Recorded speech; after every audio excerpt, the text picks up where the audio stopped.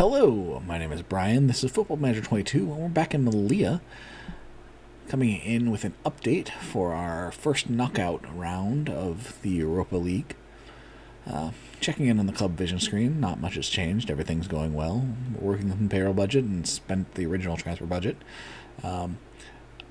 Amusingly, I guess, I had an email recently that was saying we needed to cut some players or sell some players to maintain our finances, and that's just because one of our players had gotten a pay boost on his contract, and that had set the slider into the negative, despite the fact that we still had plenty of space to work with. So, very smart game. We were apparently competitive in the Champions League, especially a tough group draw. We need to win against Feyenoord to achieve this goal. We are certainly going to finish in the top half of La Liga, and we have reached the Copa del Rey 5th round. In fact, we are in the semifinals. I believe we covered all the stuff on the right, the board requests, the transfers. So let's move over to the schedule competition screen and check on exactly how we've been doing. So we're still sitting at top of the table on 55 points after 25 games. We lead Villarreal by 2 points, and Barcelona and Real Madrid by 4. So that's altogether a very nice position to be in. We've also already played Barcelona for the second time this year, so certainly happy to have that one off the schedule. Over here, we had a very good game against Feyenoord. It was a little slow to start. We scored and they equalized, and their equalizer was a very unlikely goal. Ground ball from outside the box that just perfect angle and power. Feels like a real rarity. And then we didn't score for, till the half and a bit after that. But then Jeffrey Santos poured him in about midway through the second half, and we went up 5-1. So that was a home game. We have to go to Feyenoord for the road trip, but with a 4-goal differential lead, I think we should be in pretty good shape. In terms of the Copa del Rey, we've had the first leg of the semifinal, and we came away with a 2-0 lead. So feeling pretty secure. Sevilla and Real Madrid went to a 1-1 draw. So Sevilla is still in a position where they could commit the upset and give ourselves a much easier final. Excuse me. I would certainly not complain about that in terms of, winning our first real big trophy. So this boring draw against Elche was our last game. We beat Atletico 1-0 on the road in the quarterfinals. We beat Real Betis 4-0 on the road in La Liga. Here's our 2-0 win on the road against Villarreal. So even our Copa del Rey semifinal will be a home game. We beat Barcelona 4-1. Sergio Kone went crazy with 3 goals. It was great. It's followed by the Feyenoord win. And things are going so well. And then when we collapse, we really collapse. Like, yeah, lots of wins, a few draws. Man, when we lose, we get killed. Atletico just beat us from pillar to post. 4th minute, 24th minute, 34th minute, 48th minute. No one had a good game. Somehow Hamidi still had a 7.4 in this. They didn't have 4 XG. They had an okay XG. It was like 1.8. But I don't know. We just were letting in goals we should not have let in. The attackers couldn't hold up play at all to create and take pressure off the defense, I guess. So that was frustrating. But as we've seen, didn't cost us our spot at the top of the table. And Atletico is certainly a good opponent. It was on the road, so I can understand how we got nicked in that way. And so, here we are with a game against Feyenoord on the road in Rotterdam. And then tomorrow will be the second round knockout draw, assuming we advance. We have picked up a slew of minor injuries, as you can see down here. Nothing substantial like the Charles Abbey injury, but a bunch of players who are having to do fitness tests because they are injured. And up top, you can see a bunch of players who have picked up a decent amount of yellow cards, and that's not the best thing in the world. No. That's fine. I'll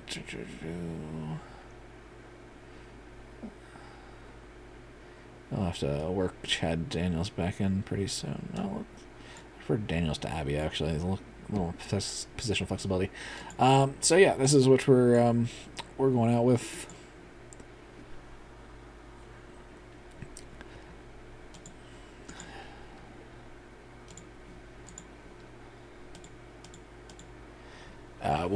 I did make sure to really tamp down the schedule in the 3 days between the Atletico defeat and this one. The first day was just recovery. We had a single session of actual practice on the second day, and then had a rest period, and then did team bonding. And then on the third day, instead of again match practice, we just did a match preview. Reviewing what Feyenoord is capable of, which, based on the record they popped up in recent games, it's not much, given they're coming off of like 3 draws and 2 losses. We have to be in our blues today. They're playing a 4-3-3, but with 2 defensive midfielders. Kasama does a bad job of not running through their left back, I believe. Maybe left winger. But here we go on attack. Yes, Kasama is usually a center back. We needed to give Sessegnon a break, and so we are playing Kasama on the outside today with Hamidi and Matsima in the middle. This is close-ish to our starting lineup. We kind of have a who's the starter controversy up top now. Sergio Kone has more goals than Jeffrey Santos, but Santos actually passes the ball pretty well and has a decent number of assists that Sergio Kone doesn't have. So it's a very real question of whether we're better with Kone or Santos up top. Santos does have positional flexibility. We can play him on the right as an inside forward. Ball's played forward with Bennett Issa, and there we go. Since since the last video, we've been playing Bennett Issa there at center mid on attack. And he actually had a hat trick in one game and just picked up a 4th goal in another, and now a 5th. Finally, he's kind of figured out the system here in the back half of the year and what we want from our center mids on attack, and has been turning that into goals very effectively. Vlap to Omega. Kasama plays back to Babangida. I've had a scout on my short list to make sure our opinions are updated. Ball's played for Sergio Kone. Bill Joe does make the save. Fortunate.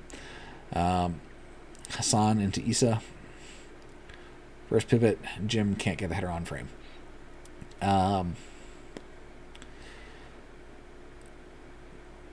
So, well established that I can't afford any of the players at the top end. Innocent Makalani still doesn't want to come here, despite the fact that he's trapped in Kansas City. And then there's a bunch of players who are, okay.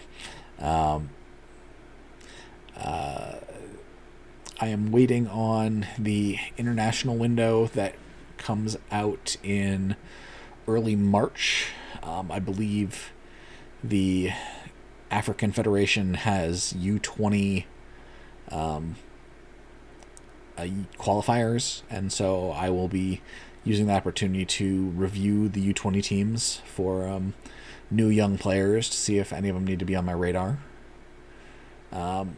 It's generally one of my favorite ways to scout, but it is surprisingly, not reliable in terms of who the AI managers select for those teams. And I found, very good players that I've signed who didn't seem to be on the youth teams at times, that I ended up finding some other way.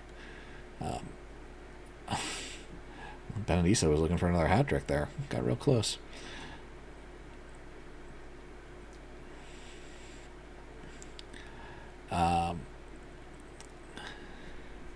Kind of was wondering if I should be on the B side here. We've kind of got stuck into, I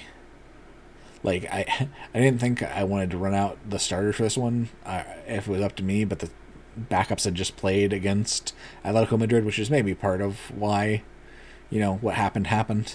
On the left wing we had El Amrani instead of Hassan. I believe we had Boyama at left back instead of Sammy.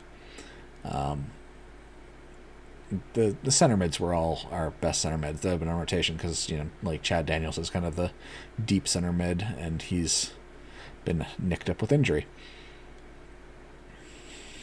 He's also the deep, right inside forward, and he's been nicked up with injury. Charles Abbey, somewhere in the strike positions, injured.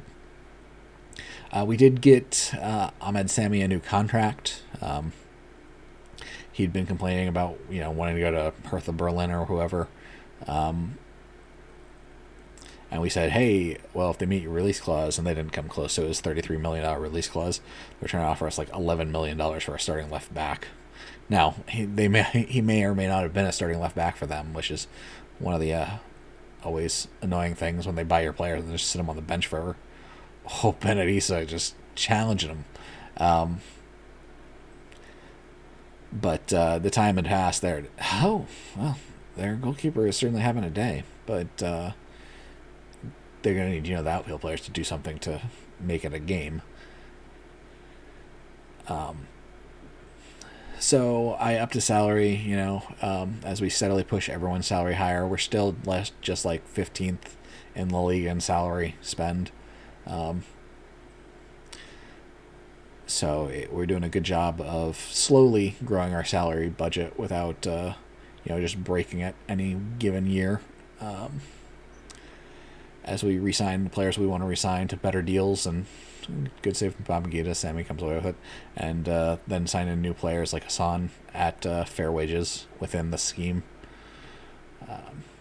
I wish not everyone wanted important player status. I think I have 8 important players, which is more than you should have.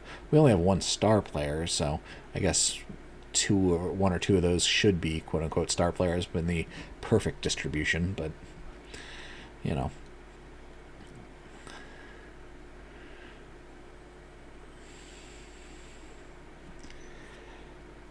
the salary structure is working fine for now. Sergio Kone is the one who recently broke the mold in terms of he's the extension that sent us into the quote-unquote negative salary range, how much we had budgeted, but we still had roughly $5 million available in terms of transfer fees, so it's just a matter of transferring from the transfer budget to the salary budget to make that go back into the positive. Jim with a good strike, and another good save from Bilbao. But the Feyenoord faithful can't be happy as we just keep putting good strike on frame, and they don't.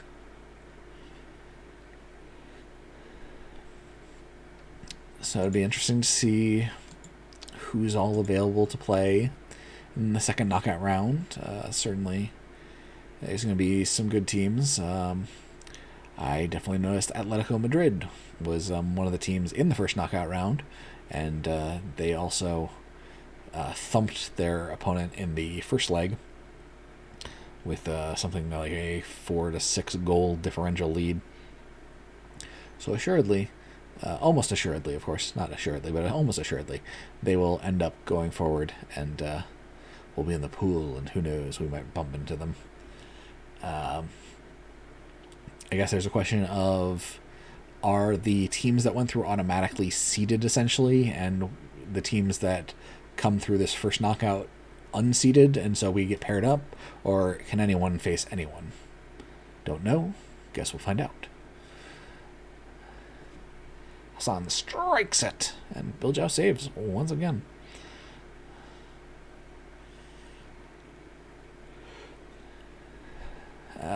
Worried about those yellow cards on the defenders, on Kasama, on Matsima. As I noted in the pre-match, I am hoping that won't send them over the accumulation warning and have them suspended for the first leg of the next round, but I do not know. Issa going forward. No, lays it back to Hassan.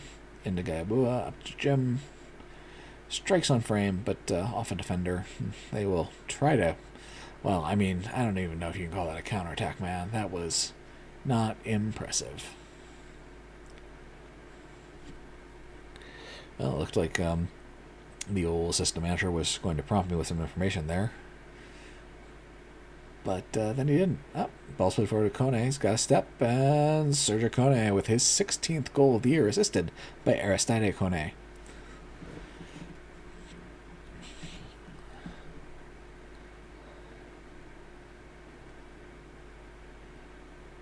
Beautiful leading pass. Great run out from Sergio. Okay. Hamidi is one yellow card away, but he has not picked one up yet.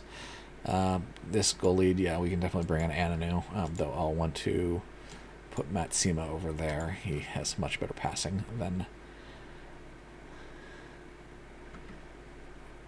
Sure, bring in Boyamo for Sammy.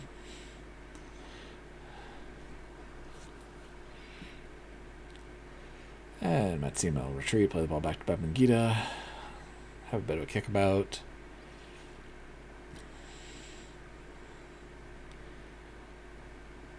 It's just kind of perfunctory at this point, which is certainly nice after the stressor of just getting flogged for nothing by Atletico. Kone into Jim to Kasama, Gayabua lays it forward, Bennett Issa, pretty little touch. I think he's going to be offsides. Let it fall in front of him, kind of jumping with the hip rotation. It was very nice. Based on rule of cool, he should be allowed to keep this goal. Let's watch it again, because it was very pretty. Love it. There's a matter of who am I sitting here, in terms of who could use the breast just for the next game, since we're just on a pretty heavy slate of 2 games a week, with I think a game against Real Betis coming up, and then the second leg of the Copa del Rey semifinal against Villarreal. Good job by Kassan. Back to Kone. Plays it over. Oh, strike by Hassan. Not quite. So I think I'll try and get Chad Daniels back into on-pitch shape by getting him in here and also giving Kone a break. We're running both of our center mids a little more than we like to. Issa and Jim. Obviously that means we'll be starting Mortal Asao in the next one. If Gayabua holds up, maybe we'll play Yusuf, Gayabua, Sao as the trio in the midfield. I think Real Betis is not having a good season, so we might be able, if that is our next opponent, we might be able to, again, rotate into that one to make sure we have a better lineup ready for the match against Villarreal. The all-important second leg of the semifinal. Certainly we have a 2-0 lead, but I don't want to just sit on it and, try to aggressively defend or anything. I want to go out there and make it a even bigger lead, so I don't even have to pretend to think about it. Lammers comes in with a header, but it's just nothing, and it's far too late. Ananu over to Matsima, up to Jim, Daniels, and looking for Sergio Kone again. Oh, yep, he was on sides. That right back did a terrible job keeping him on sides. Unfortunately, Kone needed to use his pace, try and get an angle on the keeper instead of just blasting over the top, which allowed him to get a hand up.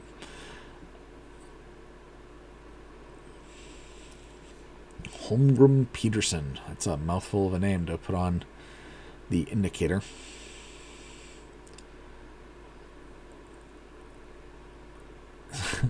Hey, get back on the pitch, Babangida. Ball's played forward. Man, Ismail there looks like a very tall individual. Bet he's Turkish. Yep. And he's 6'7". Nailed it on both fronts. But with that name, there was maybe a small possibility he could have been Egyptian. So, we gotta keep our eyes on our pool. Good poly to Lammers, but Babangida makes a very good save. And they'll take the corner. But, it's all over but the crying. Let's move ourselves back to, balanced. Not that positive is exactly the most pressing thing, but I just, trying to save legs. Let's, don't need to run so hard. In fact, let's go in and add a possession. Yeah, we don't need to do that. Let's drop the lines.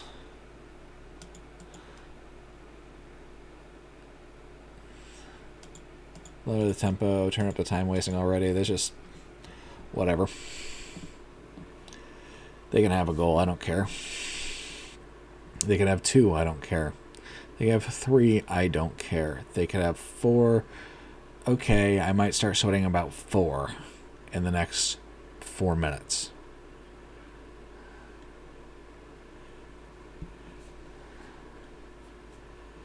Whammo, good job intercepting there. Heads it up to Hassan. Plays it forward to Kone. Their defense is just confused. And Kone, into Daniels. Unfortunately, right into defenders. Not great. Bennett Issa there after the run out from the corner. Bayamo to Hassan. As everyone tries to get back to their normal positions, kind of.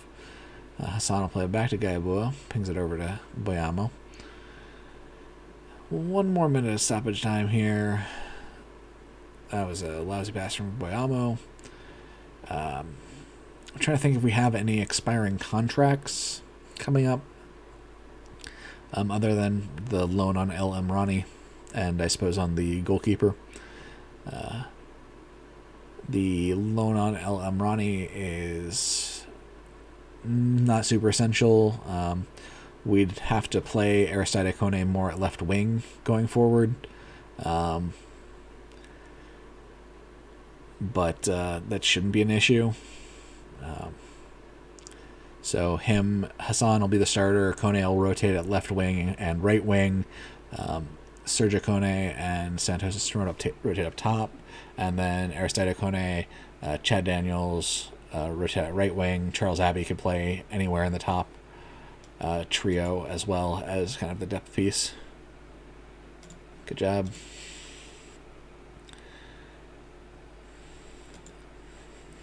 Yes, games like this are much better than the Atletico game.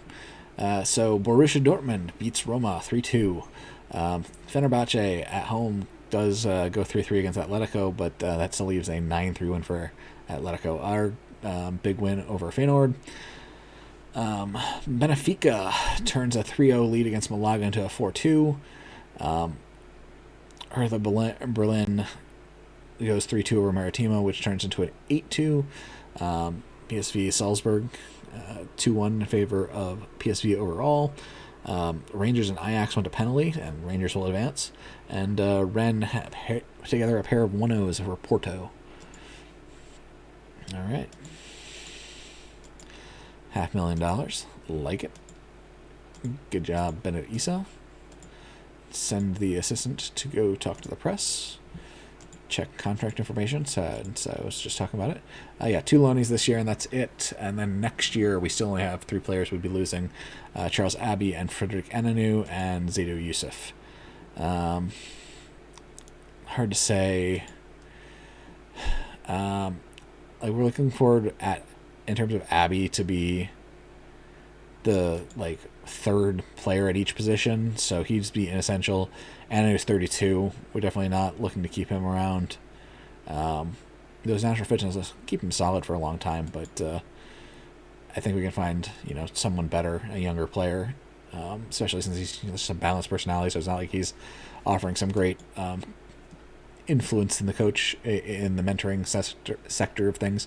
Zaidou Youssef's the curious one. He's overall well-balanced player, but he'll be 31, 32. I don't really like giving out a new contract. The question is, if I can get $10 million for him this summer, that's probably worth it, since I don't plan on signing him to another contract. It's unfortunately it's Atletico Bilbao and not Real Betis, who's our next game, but it is a home game, so that should make things easier. Both these are home games. Financials, lost $1.8 million this last month. Yet we still have a balance of $81 million, so it's fine. And again, most of that is probably due to the fact that we are paying out debt service.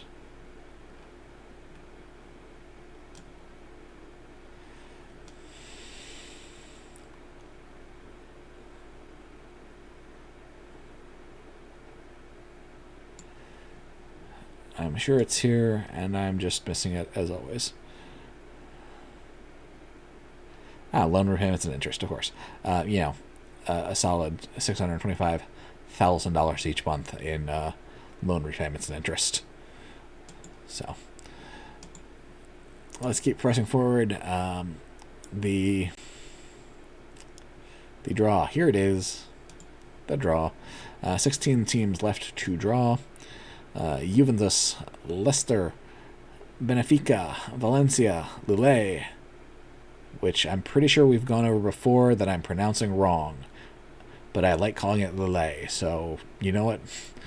Sporting Club de Portugal, Hertha Berlin, Atletico Madrid, Wolfsburg, Everton, PSV, Rennes, us, Borussia Dortmund. Surprising how bad their coefficient is. Rangers and Napoli.